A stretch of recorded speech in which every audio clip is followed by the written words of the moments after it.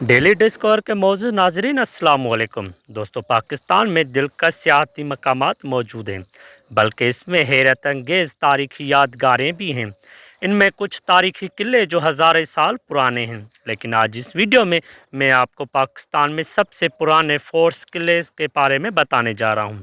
دوستو، ویڈیو شروع کرنے سے پہلے ہمارے چینل ڈیلی ڈسکور کو سبسکرائب کیجیے اور ساتھ میں گھنٹی بیل آئیکن پہ کلک کیجیے تاکہ کوئی بھی نوٹیفیکیشن آپ سے مس نہ ہو۔ تو چلیے شروع کرتے ہیں۔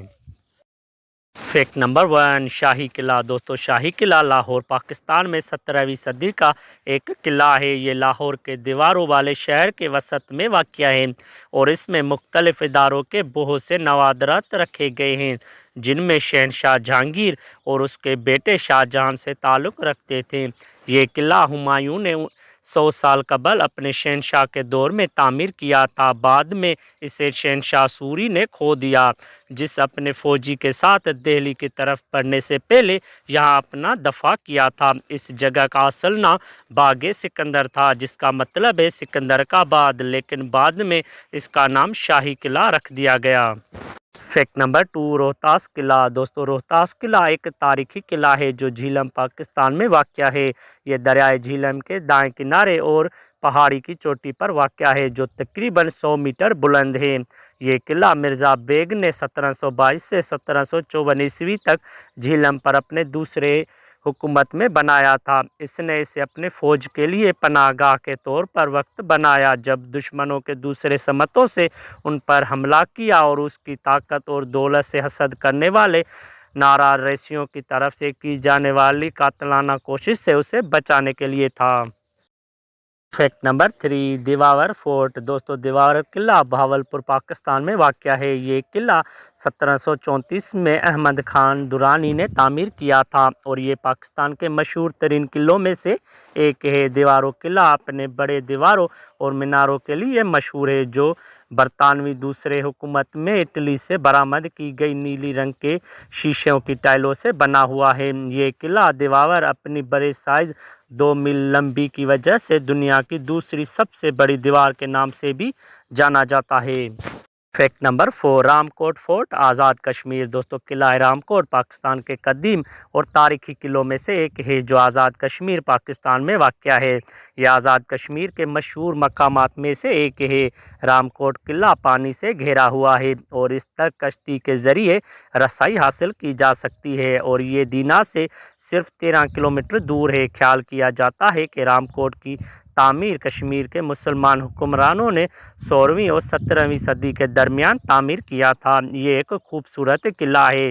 قلعے کا نیلا پس منظر اوپر سے ایک دلکش منظر پیش کرتا ہے۔ فیکٹ نمبر 5، بیٹلٹ فورٹ۔ دوستو، بیٹلٹ قلعہ ایٹلٹ قلعے کے بالکل قریب ہے اور قدیم قلعہ ہے۔ یہ یونیسکو کے عالمی ثقافتی ورثے کا عارضی فہرست میں بھی شامل ہے۔ یہ 700 سال پرانا قلعہ ہے اور صدیوں کے دوران اس میں تبدیلی اور تعمیر کی گئی تھی۔ سیدھی الفاظ میں یہ جگہ بہت سے سیاحوں کے لیے دل رکھتا ہے۔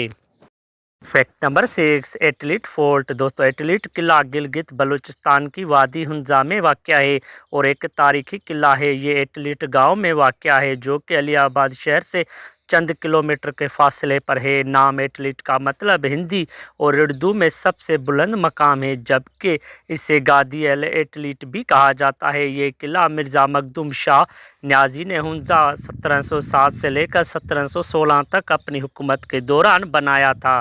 بعد میں اس قلعے پر امیر مقصود خان نے قبضہ کر لیا۔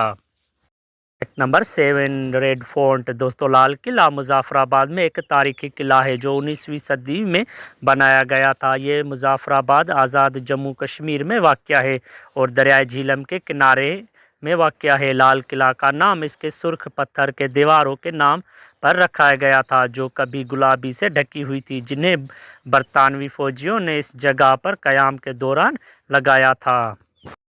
فیکٹ نمبر 8، رنی کوٹ فورٹ۔ دوستو، کھیرتھر پہاڑی سلسلہ سندھ کے ضلع جامشورو میں مشہور ہے، جو قلعہ رنی کوٹ کا گھر ہے۔ اس کا تقریباً 26 کلومیٹر کا طائف دنیا کا سب سے بڑا قلعہ ہونے کی وجہ ہے۔ رنی کوٹ قلعہ سندھ کے فصیل کے طور پر مشہور ہے۔ اس کی سختی خرابی کی وجہ سے اسے میر کرم علی خان ٹالپور اور ان کے بھائی میر مراد علی خان نے 1812 میں دوبارہ تعمیر کیا تھا۔ اسٹریٹجک ڈھانچے کے ساتھ ایک خوبصورت فن تعمیر اس کے دور ماسٹر ڈیزائن کی خاصیت کی نشاندہی کرتا ہے۔ دوستو امید کرتا ہوں کہ آج کی ویڈیو آپ کو بہت پسند آئی ہوگی۔ ایسے انفارمیٹس ویڈیوز کے لیے ہمارے چینل ڈیلی ڈسکور کو سبسکرائب کیجئے اور ساتھ میں گھنٹی بیل آئیکن پہ کلک کیجئے تاکہ کوئی بھی نوٹیفیکیشن آپ سے مس نہ ہو۔ شکریہ، اللہ حافظ۔